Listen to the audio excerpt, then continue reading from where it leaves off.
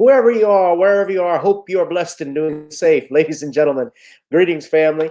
Of course, I'm tuning in. You see me without the glasses off today. But if you're looking for some opportunities, particular advertisement opportunities, then look no further at the link at the bottom to my email address. You can hit me up for advertisement opportunities. We are supporting and promoting your businesses here on this channel. You can also, if you would like to donate and subscribe to our Patreon, a link is at the bottom as well. So you have multiple ways in which you can advertise with the platform by emailing me when we go on through our live stream. You also have access to premium content, those that want to see premium content that you will not find here on YouTube or Facebook or Twitter, as I am suspended probably by now.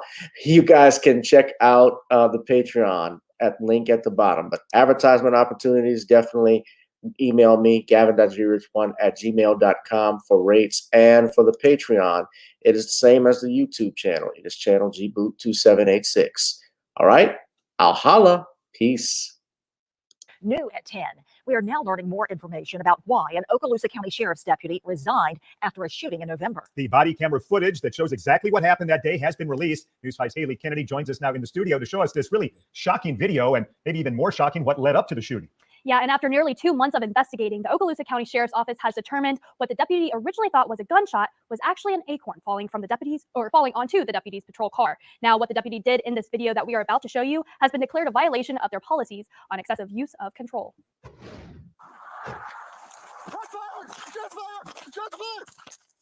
Shots fired! This is body camera footage of Deputy Jesse Hernandez claiming shots were fired after hearing a pop in early November. Sergeant Beth Roberts then begins to shoot as well at the vehicle both deputies believe the threat was coming from.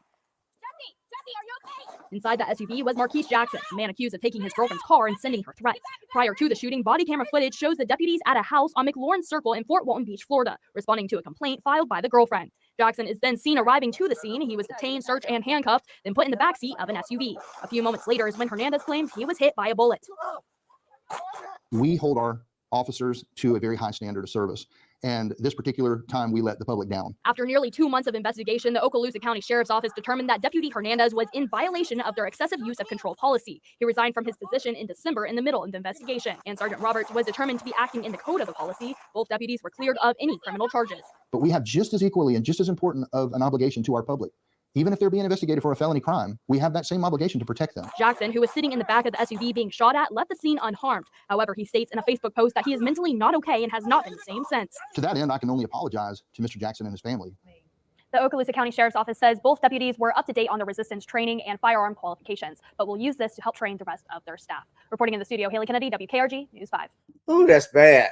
What's up, family? Typical. Police officers get off with shooting at a black man multiple times, and yet no criminal charges are going to be filed. We are live, and I'm coming at you with 5. Welcome to another, got that butterfly collar thing going on. Welcome to another exciting edition of Random Topic Thursdays, the hottest live stream here on YouTube. Ladies and gentlemen, whoever you are, wherever you are, I hope you are blessed and doing safe.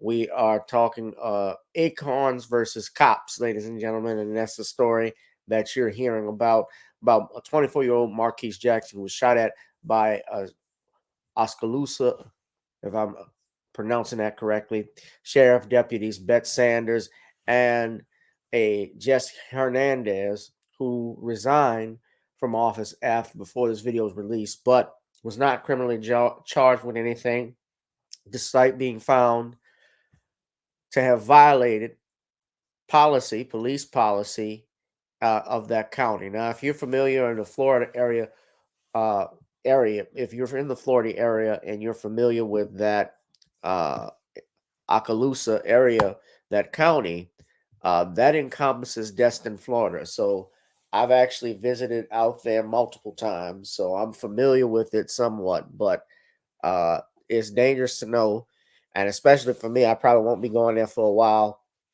that they can do this and get off with it. Ladies and gentlemen, of course, I'm joined today. Thursday is Random Topic Thursdays. If you're on X, if you're on YouTube, if you're on Facebook, you know we do this every Thursday, and I'm here to bring in our guest, Mr. Sean James, author of The Man Crisis and Woman Crisis. Sean has written over 70 books, and Sean is here with us. Good evening, Sean. Good evening, Gavin. How are you? I'm doing fine, sir. I'm doing good. Sean, we saw this video. I also have more video footage of this incident that I want to be sharing with everyone. But it was damning to see this. So what we have in the story, of course, is we learned that Marquise Jackson, I believe, had a warrant. I won't say a warrant for his arrest, but there was a call from his girlfriend to have him, I believe, questioned for possibly stealing her vehicle, which we saw they searched, detained him, and they placed him in handcuffs and put him in the backseat of the patrol vehicle. And subsequently, and you'll see in this video, this officer gets hit by all things with an acorn that he mistakes, according to him, for a bullet. And as such, he opens fire on his own patrol cruiser. Now, I want y'all to look at this again. Now, this is a different video. This is from NBC News. Y'all watch this again very closely, okay? What? Oh, where? Right there? She says shots fired. And she says, where? Right there. That's the female deputy. And she just immediately opens fire in their patrol cruiser after the man is handcuffed. Now, how in the hell can an officer actually think he's been shot at by a suspect in a police cruiser that he's already detained and handcuffed?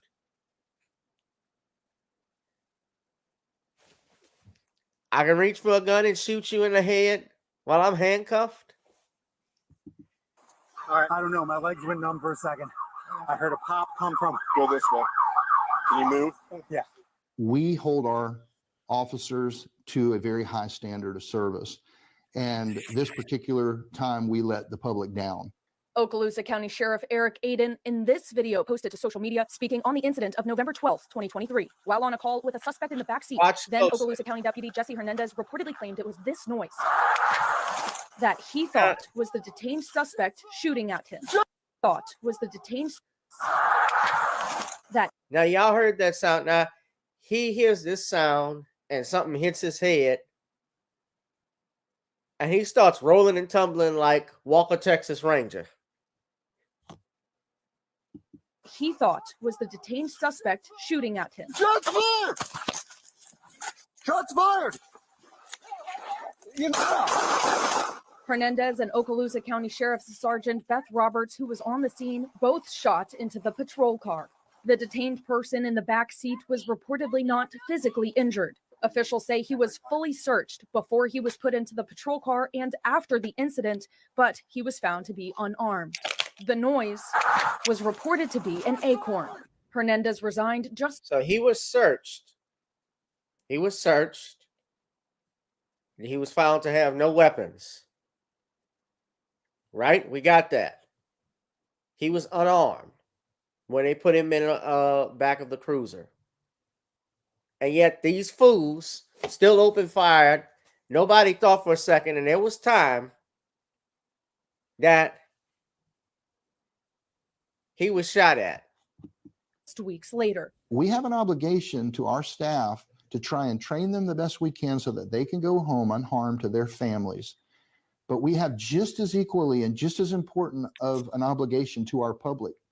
Even if they're being investigated for a felony crime, we have that same obligation to protect them. In a recently released 44-page report of an internal investigation, it states Hernandez used excessive force. But for Roberts, Jesse, how are you? Okay. The report stated her response was in an effort to save Hernandez's life and that her response was reasonable. Sheriff Aiden offered his apologies to the man who was in the patrol car. We are so grateful and prayerful and thankful that he was not injured. In Okaloosa County, Claire Jones, News Channel 7. Thanks for watching. Stay updated about breaking news and top stories. You saw this. Anybody, I want everybody to put in the chat first off before Sean speaks. Big ass lawsuit. Because that's what this is. Big ass lawsuit. Now, I wonder if the charges were dropped against the man for supposedly stealing the car. Nothing we know about it, those as per se. But after something like this, you would expect when you've been shot at, almost murdered by the police, then on top of that, no criminal charges have been filed. Notice, Sean, it didn't say anything about the female deputy that was involved in this as to any disciplinary action with her or her being charged. But the first, I think this is the first county out in Oskaloosa DA's office. They made a determination that there were no charges that were going to be filed. The first Judicial Circuit State's Attorney's Office said, quote, no probable cause for criminal charges was found. At this point, per OCSO policy, the internal investigation was initiated. Wow. Shocked but not surprised. But Sean, go ahead from what you've seen from these two videos. Does it surprise you as to what happened with this man?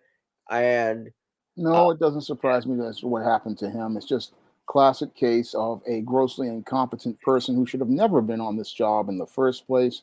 And we're just seeing a textbook example of white privilege all around.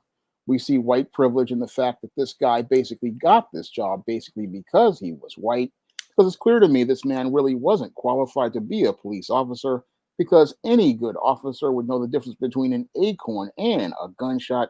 And acorns landing on a vehicle has a distinct sound, because I live in a neighborhood where acorns are dropping all the time, and it's very different than a gunshot, which has an explosive sound.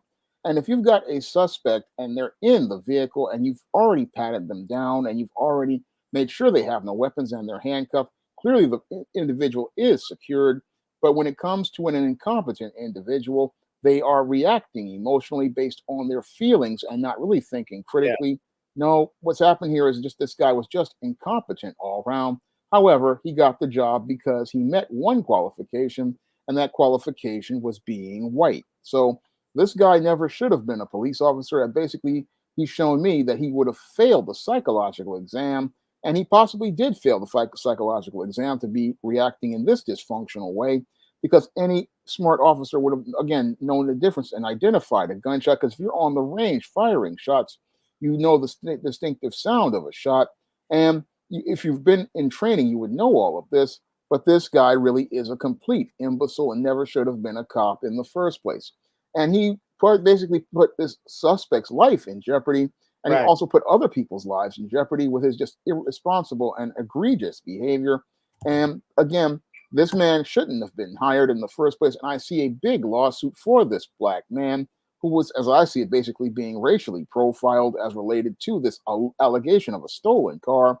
Because if you want to check to try to find a stolen car, you don't go to the suspect of the car, you run the VIN number, and then you check for the license plate. That's how you find stolen cars.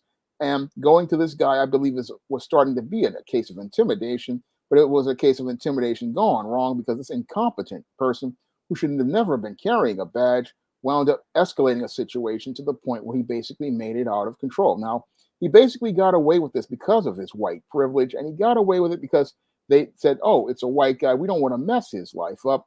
But if it wasn't any officer of any other color, he would be in jail for reckless endangerment right now. He would be in jail for attempted murder, possibly. And if he was a black cop, he possibly would be dealing with all of these charges plus more, because he definitely put people's lives in jeopardy with his incompetence. And he put people's lives in jeopardy with his lack of just understanding of how a situation works. Because again, if you've detained an individual and you hear a noise, you should be able to have some discernment. But this guy had no discernment, and this is why he escalated the situation into something that could have possibly turned into a tragedy. So witnesses in the area also said the sound they heard could have been perceived as a suppressed gunshot, which, I even doubt with that, because these are guys, I don't know what they're doing out in Florida, but a suppressed gunshot, that's very rare. You hear gunshots that are suppressed that can be used, have a silencer on it, and to be assassinated, unless you're into some type of political stuff, which I doubt. But he fell to the. Here's the thing: he fell to the ground and kept saying, "Shots fired! Shots fired!" They're firing into the police car. You already knew the man was handcuffed. That's the problem with this. And the sergeant, his superior, Beth Roberts. Let's not forget, she's just as equally as incompetent. Yeah. She didn't hear the gun. He opened fire.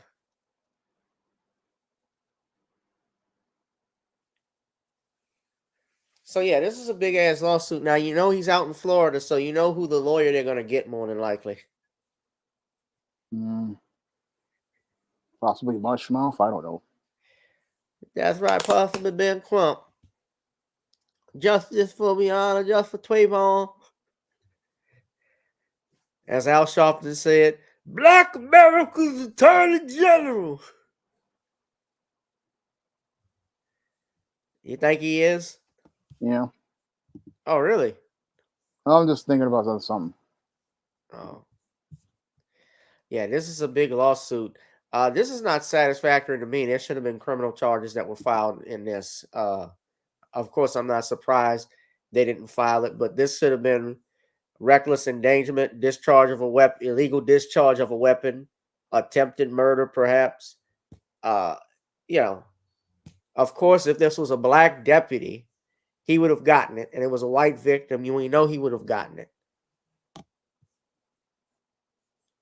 Ain't no question.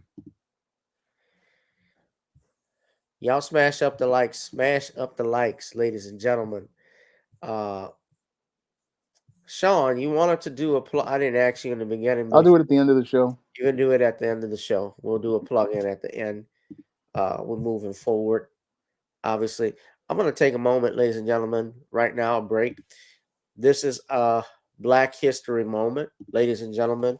Of course, we celebrate Black History 365 days of the year, but being that it is February, my birthday month, of course, and also being Black History Month, we're going to salute the man who made us scream for ice cream. And he invented, that man, ladies and gentlemen, is none other than Alan. Sorry, I had this pulled up. That man is Alfred L. Crowley. Alfred Crowley, ladies and gentlemen, a black man who was born 1 year after the American Civil War in Lunenburg County, Virginia, is credited and known for creating the ice cream scooper. This is a picture we have of Mr. Crowley right here. Crowley, I should say. So Alfred Crowley attended local schools and worked with his father in the carpentry trade as a young man, becoming interested in mechanics. He was sent to Washington, D.C., where he attended Wayland Seminary and one of a number of schools founded by the American Baptist Home Mission Society to help African Americans after the Civil War. Sometime when he settled in Pittsburgh, Pennsylvania, he worked as a porter in a drugstore and a hotel. He noted that servers at the hotel had trouble with ice cream sticking to serving spoons, and he developed an ice cream scoop. On June 10, 1896, Crowley applied for a patent on his invention. He was awarded patent 576395 on February 2nd, 1897, Black History Month, ladies and gentlemen, and he patented the ice cream mold and disher, which was an ice cream scoop with a built-in scraper to allow for a one-handed operation. His scooper is his invention is reflected in modern ice cream scoops. He later became a general manager for the Afro-American Financial Accumulating Merchandise and Business Association. And sadly, he passed away in a car accident on May 6, 1919. He was married to Elizabeth Crowley, and they had 3 children. We salute, ladies and gentlemen, Alfred L. Crowley, the inventor of the ice cream scoop. And this is your Black History Moment. I'm G. Rich, ladies and gentlemen, Gavin Reshaw on channel G-Boot 2786. Salute Alfred Crowley, the man who made us scream for ice cream.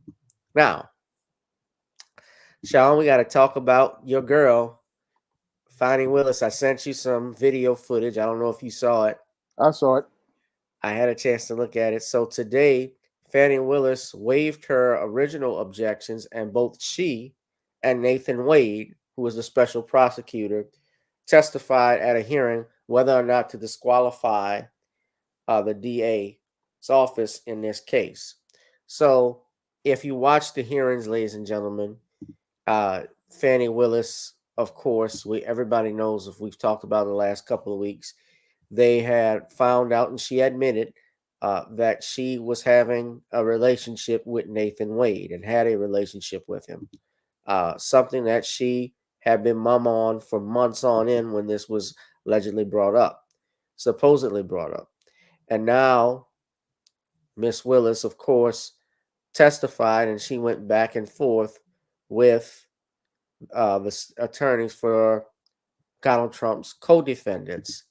And we're going to play some video footage of it. Of course, there's several clips on it, but she had a fire response for everything. She was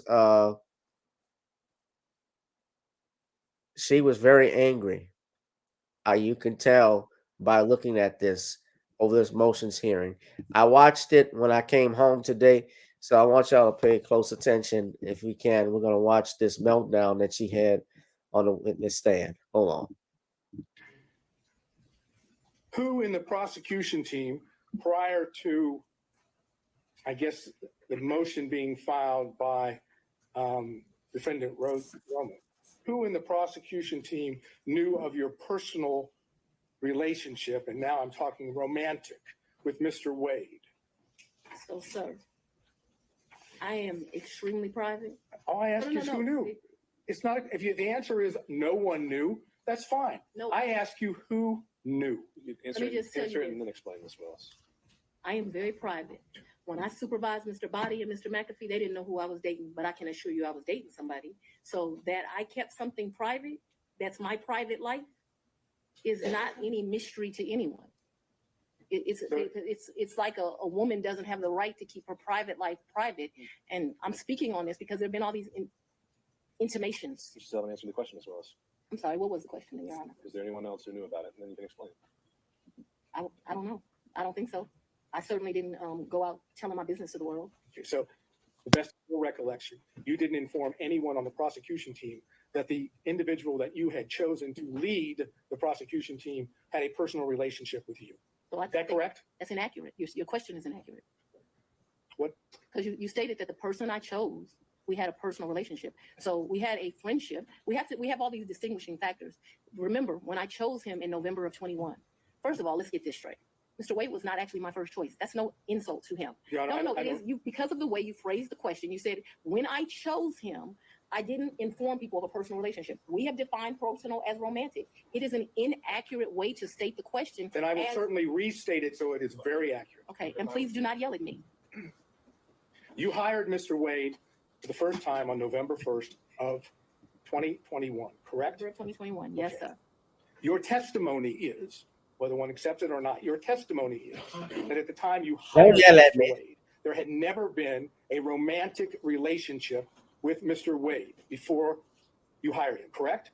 Yes, my testimony is that we were very good friends, but we're talking about sex, so let's just don't. No, I'm not talking about, I'm saying romantic relationship doesn't necessarily have to be just sex. Well, It can be dating, it can be holding hands, it can be any of those things that one might call romantic. I'm asking you whether or not prior to November 1st of 2021, there was a romantic relationship with Mr. Wade. It's very simple. It's either a yes or no. I don't consider my relationship with him to be romantic before that. I'm not a hand holder, so no. Okay, that's fine. Now, let's move beyond November 1st of 2021, excuse me. I understand your testimony. There was no romantic relationship with Mr. Wade until early in 2022, whether it be January or February or March, early in 2022, correct? I would say sometime between February and April. Yes, sir. All right. Now I'm asking you about that time period when it became romantic. Yes, okay? sir. Thank you. Okay. You didn't see the need, if I understand, to tell any of the people on the prosecution team when you had established a romantic relationship with Mr. Wade that the lead prosecutor, that is the man that was basically giving orders to others, was dating or having a romantic relationship with you, correct? I'm going to object to relevance, Your Honor. It's relevance. It just to prove or attempting to show that there is an issue on the credibility about the relationship. The failure to have informed anyone on her team that she was having a romantic relationship with the lead prosecutor, I suggest gives rise to that inference. That's the relevance. The inference that they were concealing this because it was not as it's been characterized to the court, and that in fact it started earlier than what they say. All right, overall, let's sit down. I just want to make sure that we're clear. From at least 2020, me and Mr. Wade were friends. At least that time period. Okay, I'm not talking about. So no. I want to be clear because she's cutting off during that. Right? The judge was allowing her to say this, and of course he warned her a couple of times. times. In November of 2021, I hired him. I do not consider our relationship to have become romantic until early of 2022 because I don't know a date and time. I'm saying sometime between February and April of 2022. It got worse. There was a point where she even threw me under the bus. If you seen the video that I sent, that the relationship had become romantic. I hope that answered your question, but I can't have it where we're saying something differently. All right, so you've established the timeline as you put it, the question originally. So yeah, there's more. Of course, there's also Nathan Wade who testified. I got to show a clip of this though. Sean, you've seen videos of it, or you were watching it. And hold on, we're gonna let me show this other video footage we have here. So we have Fani, and we also have Nathan Wade, who also testified. So she set it off with fire. She was pissed off from the moment she took the seat. Hold on. From the moment she took the witness stand, she was hot. Visit you at a place that you resided.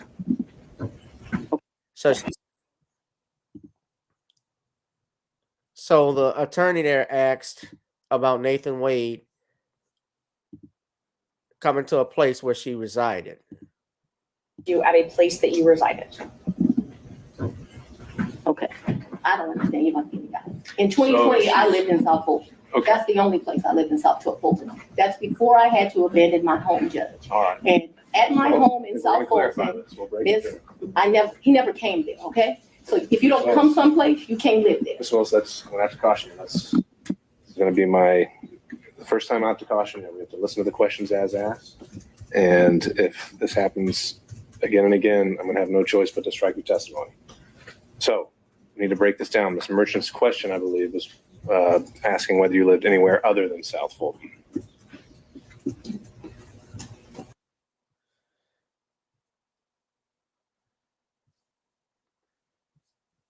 So we have more. So this is another little fire. People are on trial for trying to steal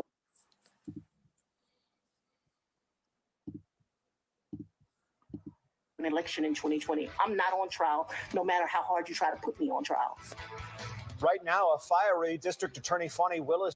Hard you try to put me on trial. A defiant Fani Willis testified she and Nathan Wade dated for about a year after she brought him in as a special prosecutor.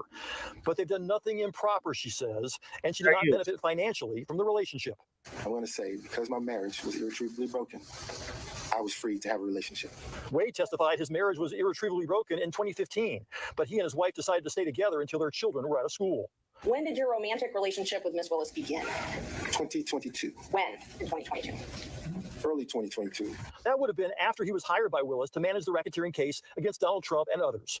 Wade said the two didn't travel together before then, and they roughly split vacation expenses, with Willis paying him back in cash. You don't have a single solitary deposit slip to corroborate or support any of your allegations that you were paid by Mrs. Willis in cash, do you?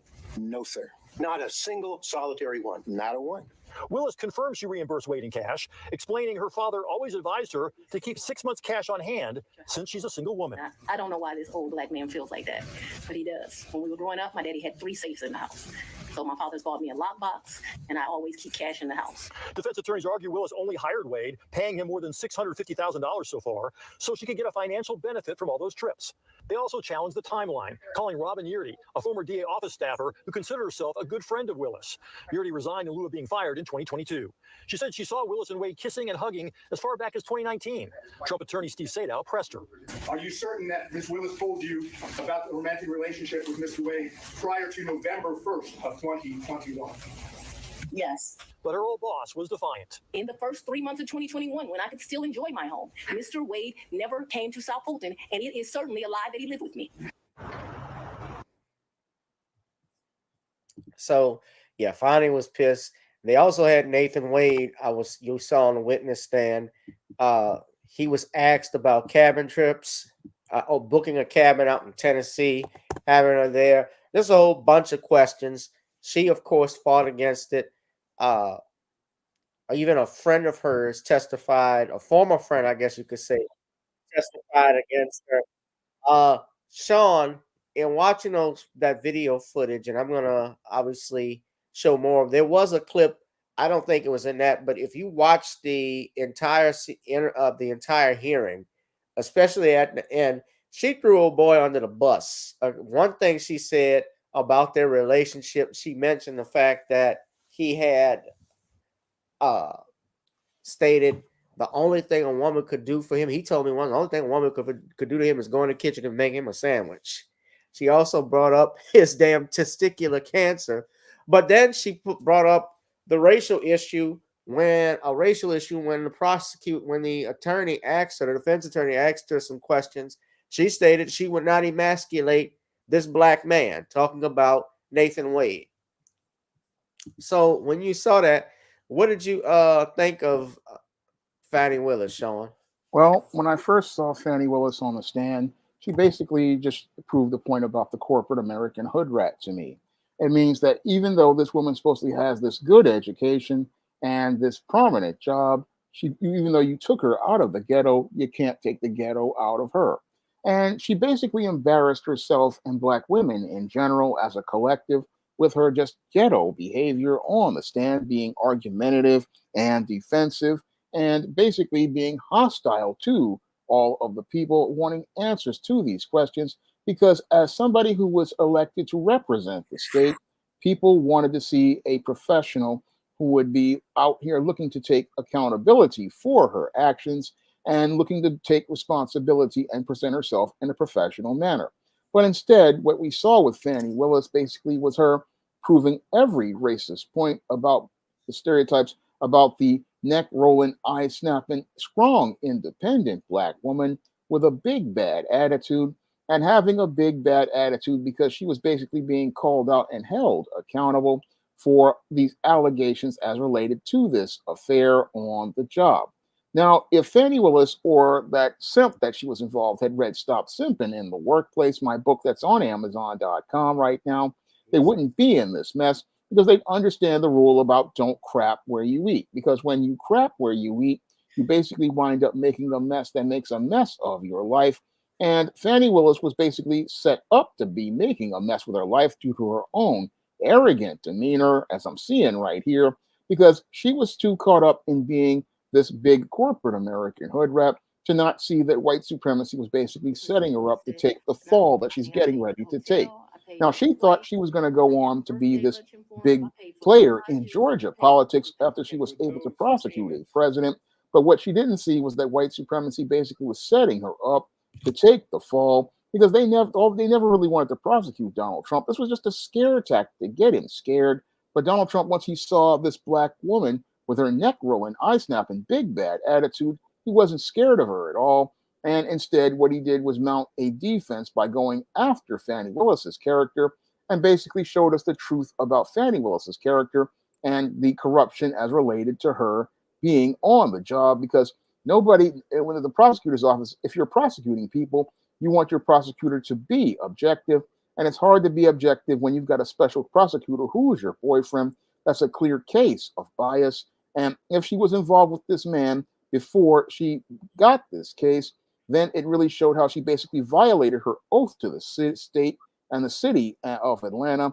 She basically violated her oath as related to the bar and the code. So this woman is on her way possibly to being disbarred, but that's par for the course, because she was basically set up to be a political pawn that white supremacy could get in front of. And as they got in front of her, they basically used her as a pawn in an effort to try to get this whole case scuttled. And that's basically what's happening here. They want to get this case completely scuttled, because they don't want to go after Donald Trump with this case, because the further they go after him, it's only going to make him stronger, with Joe Biden's approval rating at an all-time low. And further attacks on Donald Trump only make him stronger with his base and further galvanize his base. Because if you've got a district attorney who's already got dirty hands trying to prosecute a president, it doesn't really help your case. And this whole case is basically making Fani Willis look like the incompetent that she is. And she definitely is incompetent based on the way she's presenting herself in these proceedings. And it's really sad. This case really reminds me of the O.J. Simpson trial, where the judge doesn't have control over his court, because this out of control, unruly, ratchet woman, this corporate American hood rat, basically is just overtaking the court, and the judge isn't checking her. But he may not be checking her because he wants her to embarrass herself in this court. But I wouldn't want to put this woman in a prosecution of a case. She basically disqualifies herself, not just by violating the law as related to this beta male she got involved with, but she violated the whole conduct and demeanor of a professional attorney. Yeah, I want to show this part. This was actually interesting. This was funny. One of the Be highlights. reflected on your I credit paid for card. the cash. You paid them in cash. Cabs. I was telling you all the different things. I'm asking you whether or not those payments would be reflected on credit card bills of yours. So there was about $500 that I think is reflected on a debit card. What my recollection is, I took about $4 in cash with me to that. 400 or 4,000? 4,000. But I remember I handed him 2,500, and then the rest was just the money we spent. I probably gave $300 or $400 to this guy who was a taxi driver. He would drive us every day around the 2 or 3 days we went. Took him to eat like it was my trip money. And you had, to be clear, to end this up, the 4,000 that you've just told us. But I didn't give it all to him. Remember, I only gave the 2,500 to him. I didn't ask you that. I was going to ask you that 4,000 is part of your, my words, cash hoard that you had collected over time. Cash what? Hoard, H-O-R-D-E. Oh, I thought you said something different, sir. No, I'm afraid I wouldn't say that. Any circumstances to you or in court. All right, back on track. The hoard, cash hoard debt. I would not classify it in that way, but I have money at my house. Yes, sir. Cash hoard. And the money, when you had money at your house. I'm speaking too loosely. I had money wherever I was staying. So I was not referring to my house in 750. I'm saying I had money. Now I gotta show Nathan Wade. Yes. Hold on, I gotta show this video. That was my fault. Nathan Wade. I want y'all to see this. So he said a cash hoard, and she said, "What did you?" She said, "What?" I thought you said something else, thinking he called her a whore. A cash whore. No, cash hoard. So this is Nathan Wade. So this is a question he's asked, courtesy of Forbes Breaking News, about. Let's talk about Tennessee. You booked a cabin in August 2023 and paid for a cabin in Tennessee. That's when you paid for it. I don't know when the trip was. Can you tell us about that? August of 2023. You booked a trip for $1,481.54. Are you asking me, did I take that trip with Miss Willis, or are you asking me? First, I was just asking you to acknowledge that is correct from the records, that you paid for a cabin in Tennessee. Do you recall, and hopefully you can do it from your memory, do you recall paying for a cabin 6 months ago, $1,400.81 in Tennessee? Where are we now? What page is that? I'm just asking from your memory. Do you remember paying for a cabin in August? Not if somebody asked about a particular transaction. If you can answer whether he remembers or not. Mr. Wade, I'm not asking you to go through 1,000 pages of records. I'm asking if you remember paying for a cabin 6 months ago in Tennessee. No. You remember booking a cabin? I booked lots of cabins. Did you go to a cabin with Miss Willis ever? Ever? Ever.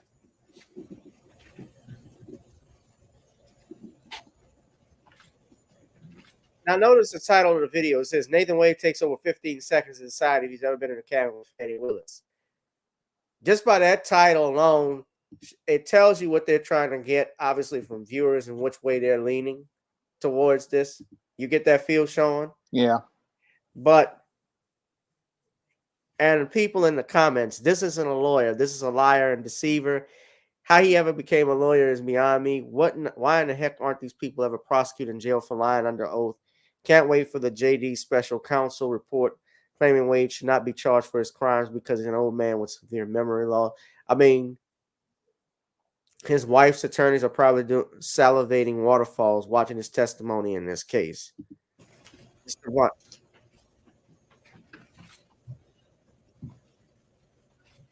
No. You've never gone to a cabin with this? No. You ever gone to Tennessee with Miss Willis? Yes. Okay. When was that? That was around 2022, early 2022. Early 2022? Okay. It was a day trip. Okay, so you didn't spend the night? So it was a day trip. Okay. We would drive there, have lunch, drive back. The reason we would do that is because the attention, she couldn't get any peace of mind going locally, so we get in my car and drive to someplace off the beaten path and have lunch and drive back. Is that when you went to Fain and Goat? Okay. It's in Jasper. No, that's in Georgia. I don't recall going to Fain and Goat with her. So the Tennessee day trips were only Tennessee. Yes. Okay. Did you ever do these day trips in Georgia? Do we drive anywhere in Georgia? Yeah, you were talking about day trips we going drive. out. So I thought that was funny. Sean, so Sean, you definitely feel like, here's the thing. I think she should have, before all of this got to this point, to avoid all of this, she should have just stepped down. That's my opinion. Especially, really, she shouldn't have hired. I mean, not even that. Let's go back. I wouldn't have hired Nathan Wade if I had a relationship with him, because when you pick politics like that, you know they're going to come up with something on you, and you could possibly use that against you. So why take the risk of hiring him or having a relationship with him while this stuff is going on? Now, it may not, in and of itself, you can date whoever you want. It's not illegal. But just the appearance of impropriety, just to avoid, so I don't have this coming back on me, and this is what's happening.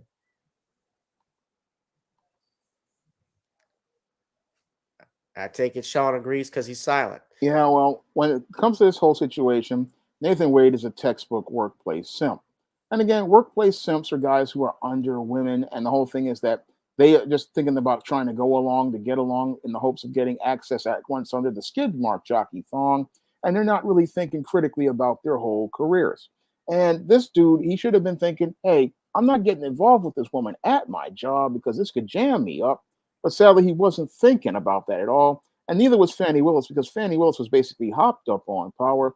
And she's basically one of these ghetto chicks who was just so hopped up on, oh, I've arrived. I'm in the DA's office. I can do whatever I want, not understanding that when it's to black people, anything you say can and will be used against you in the system of white supremacy. And basically, that's what happened here with this situation between her and this relationship with this workplace simp.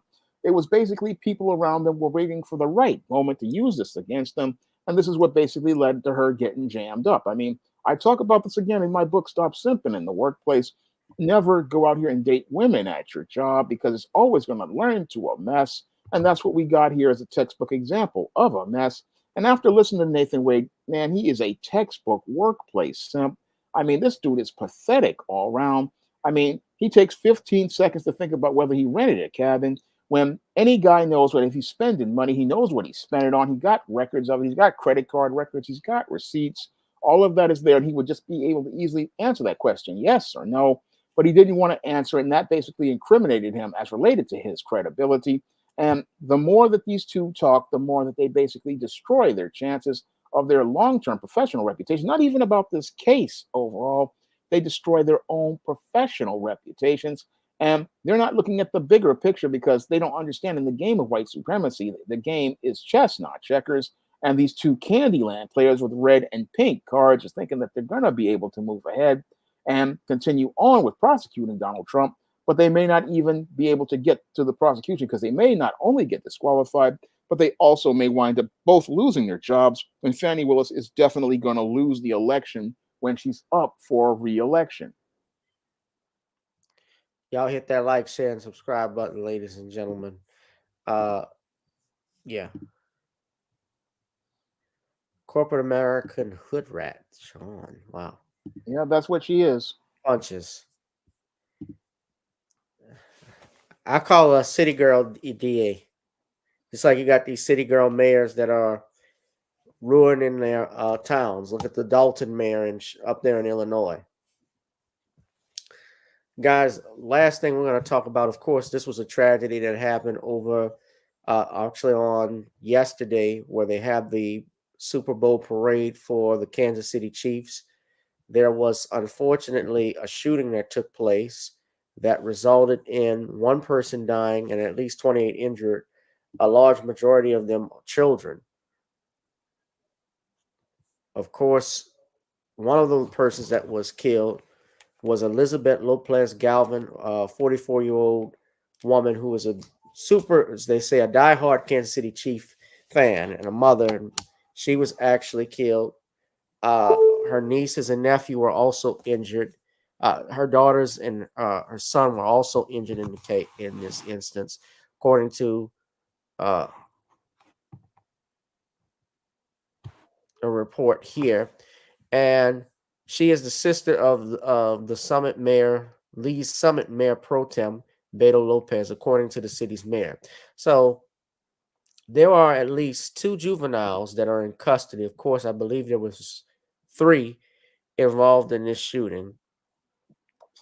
And we're going to play video of it, of course. So this happened about 1:48 p.m. on the other day, as you're going to see the shots fired here, and courtesy of KSDK.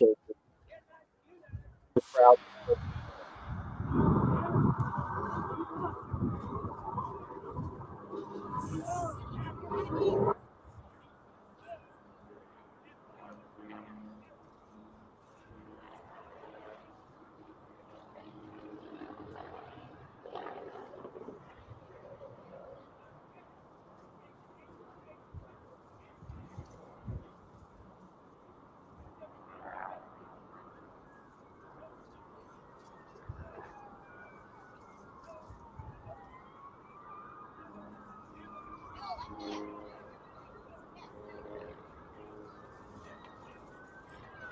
Now we see the crowds dispersing in this video, but in this other video, you're going to see the crowd tackle an alleged shooter.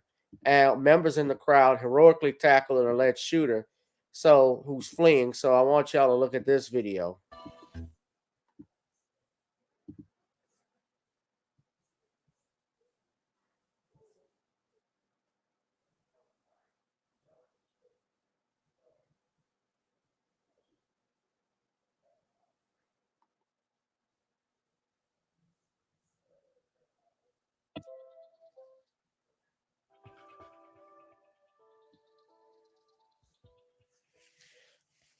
Now, of course, they're using this video that's been circulated, as well as, I guess, this incident, I think, to even talk about gun control. But, and I'm going to play the rest of it. We have courtesy of CBS Evening News. The Kansas City Chiefs Super Bowl parade from celebration to carnage. Police say it was not terrorism, but an argument between several people that resulted in an outburst of gunfire. The 2 people taken into custody are teenagers. Criminal charges are expected tomorrow. 1 person was killed and 22 others injured, and 2 of them remain in critical condition. We're also learning the identity of the woman who died on the scene, 43-year-old Lisa Lopez Galvan. She was a mother of 2 and a popular radio DJ. Her family describes her as a big fan of the Chiefs. She was there celebrating the team's title with her husband and adult son. Police also want to speak with people who were in the area about what they saw, and they're asking to see any cell phone video from the rally. CBS's Charlie DeMar reports from Kansas City. As investigators now process a massive crime scene,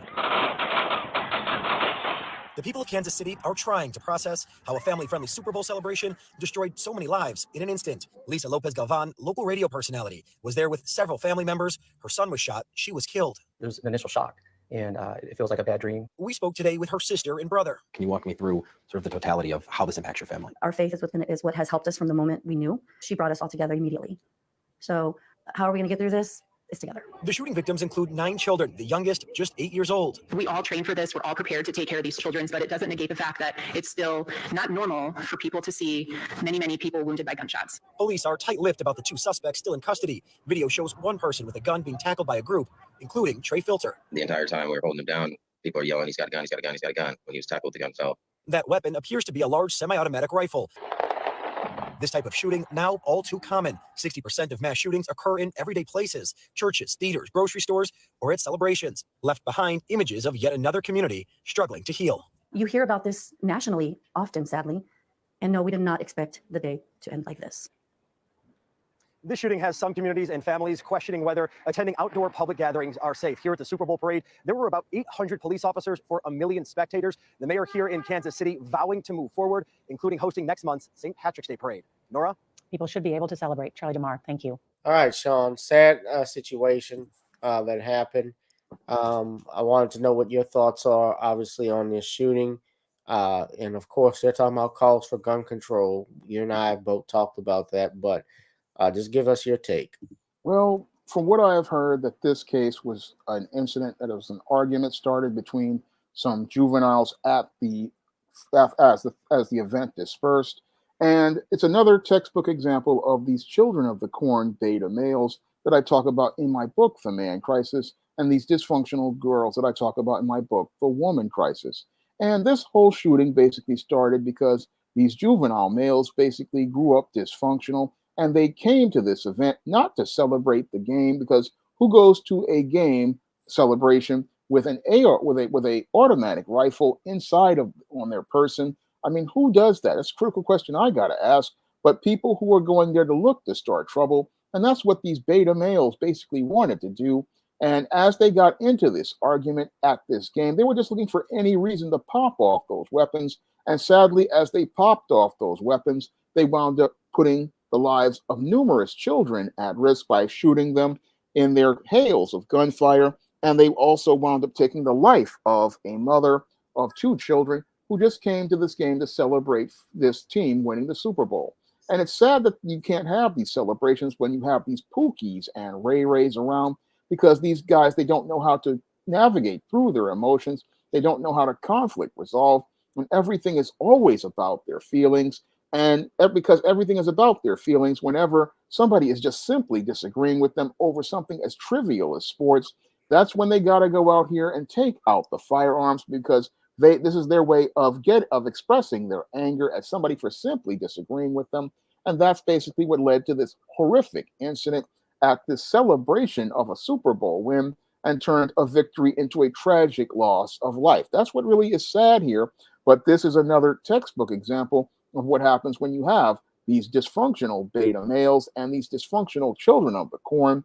They basically create chaos everywhere they go. And sadly, they created chaos at a Super Bowl celebration because these males got upset and started to start arguing over something trivial as a football game. And it's just sad that they make any place not safe because of their dysfunctional behavior. And again, everything here is basically stuff I talk about in the Man Crisis book, about the gangs and the man crisis, because these males, because they have no father in their life, don't know how to function as men and be able to agree to disagree. And it also fits the whole thing about mass shooters and the man crisis, because these guys, again, when they can't get their way in life with something as simple as a disagreement, they want to go out here and use the weapons to basically deal with their feelings of anger, instead of learning how to say, okay, this person has a right to their opinion. They have a right to have their viewpoints, and I don't need to go out here and take out a gun. And sadly, a woman lost her life as a result of this. A mother lost her life. And these individuals are about to lose their lives inside of the penitentiary as an inmate in the system. But this whole situation just shows the complete breakdown of the family, and how this breakdown of the family basically is leading to all of this violence and this gun violence. Because this is not a gun issue. This is a family issue. And it's a family issue because these children who are a part of these gangs have no father in their lives. And with there being no father in their lives, they don't know how to handle and carry themselves in social situations like this, or how to resolve conflict when they are in a situation with someone. They just don't know how to deal with life. And that's what's making basic simple events like this turn into complete chaos. They kill you and shoot first. Yeah. And then afterwards, they can't deal with the consequences. No, they can't. They don't know how to process. They don't know how to say, look, okay, I'm at this event. I need to deal with this, and just say, okay, he want to go his way, he goes his way, I go my way. But I'm sitting there wondering, why do you need to carry this weapon with you at a Super Bowl celebration? And I believe in the future, if they do these kind of celebrations, what they're going to do is start searching people and patting people down, and that's how these guys are going to be. They're going to be not going to be able to even come to these events. Well, I don't think it's going to get to that point in there. Oh, it's going to have to get to that point. No, it's not. Ray and Pookie they won't show up. No, you can't. Nope. Then nobody will show up if they wanted to do that. No, people who want to celebrate will go there, but Ray and Pookie won't go there. You got people. You can't just. Police can't just go up randomly and start searching people. No, they do it in Times Square all the time. Here in New York, we do it. You cannot come into the Times Square celebration zone without being searched. On some premises, yes. Like if you go to, you can't just randomly search people on the streets. No, I'm saying at an event like the Super Bowl celebration, where there's a contained environment, they're going to be if it's a contained environment. If you're talking about going like in the Superdome or you're going to a football field, yeah, they search people all the time, but they can't This happened. It looked like at Union Square where the shooting took place. And when you have these situations like at Union Square, I've never been out there in Missouri. I don't know how they function, but it looks like it's like an open park almost from where I'm looking at. So if people, unfortunately, you're right. You're going to have people who are not going to be like I was at Zulu, for instance. I was at the Mardi Gras parade in all of New Orleans on the streets. In Louisiana, you can't bring a gun to a parade, even if you have a concealed carry permit. And they had tons of police out there. But there have been instances before where people have had shootings at some of the parades. It's happened even before, not just at Zulu, but even in Endymion. It's always happened. And there's no way you can control that. But even if you have a strong police presence, and when you saw the video from what I saw, especially from the people who were holding the suspect, the cops didn't even know what the hell was going on, why they were doing it. Even they were telling them, hey, we got one of the guys. And the cops were looking at befuddled. So it's just like everybody is confused with this stuff. Like nobody knew what the hell was going on until it was the people in charge who we trust didn't know what was going on. So and what's going to happen eventually is they're going to, Missouri is an open carry state. There's no background checks and so forth. I do not see this, and it has been proven, it doesn't stop. Even if we put laws in place, there's nothing that's going to stop a person from killing another person. We have it all the time, and people still do it, and especially mass killings. Look what happened a few years in Europe. A guy drove a van and ran over people, killed 20 of them. But these were kids. I mean, earlier today, the craziest thing I saw for the first time, I saw a dash and grab. 4 kids walking to a Subway. I'm ordering food. I look to the right. They're talking to the manager, the cashier. They're asking for prices, and I noticed the kids are just grabbing stuff. And then all of a sudden, oh, I ain't paying for this stuff. And they just ran out.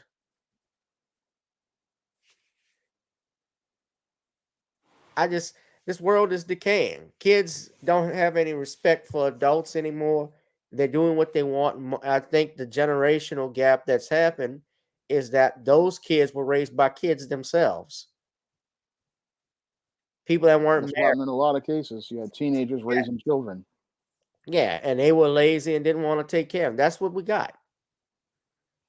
So, and I don't know all the facts of it. There's still more coming out. We are hearing more and more about other people that were injured. Because I told y'all it was 28. Now I'm seeing 33. Of course, I think 11 of those were non-gun related. So we don't know. But yeah, we'll keep monitoring this. It's unfortunate what happened in Kansas City. But do I think this also could be a spearhead in 2024? We got the election coming up. Remember, they had Taylor, just put my thinking cap on. They had Taylor Swift at the Super Bowl. They were talking about how Taylor Swift was going to affect Joe Biden for the presidency. Now you got this going on in Kansas City. You think this is going to be a talking issue in November? It might be, but it might be, I don't know. We got a long time till November, but it basically shows us a nation that's in a mess. It's not that long, Sean. It's moving fast. We're almost finished with February, 2 weeks. So, yeah. All right. Before I leave you all and before you get off, Sean, you can do your plug-in and then I'm going to make an announcement.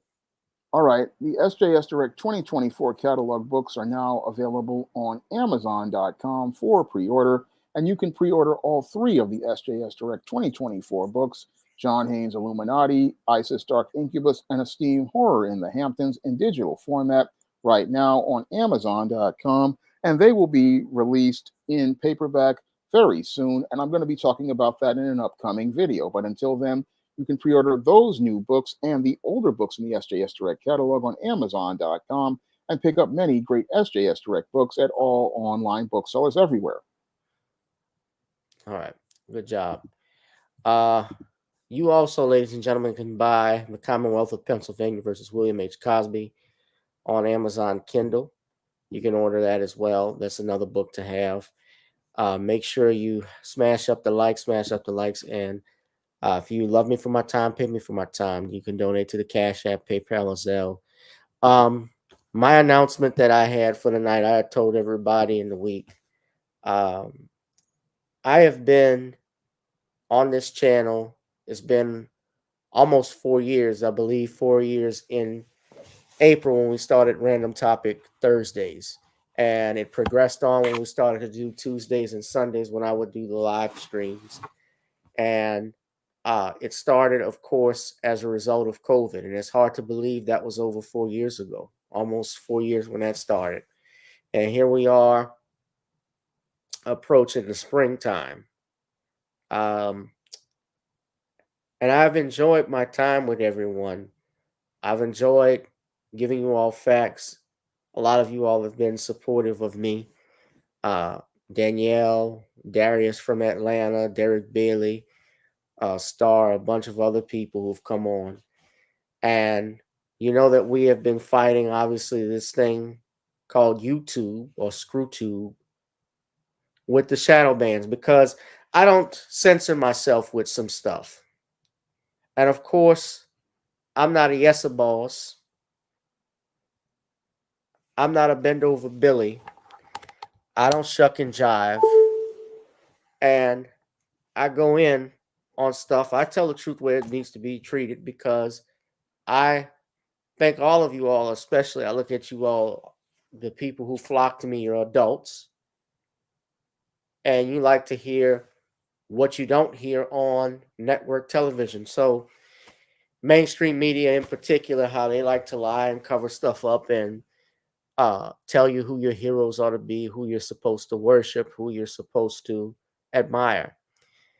Long story short, ladies and gentlemen, I've made a decision that I'm going to be pulling the plug on our live streams soon.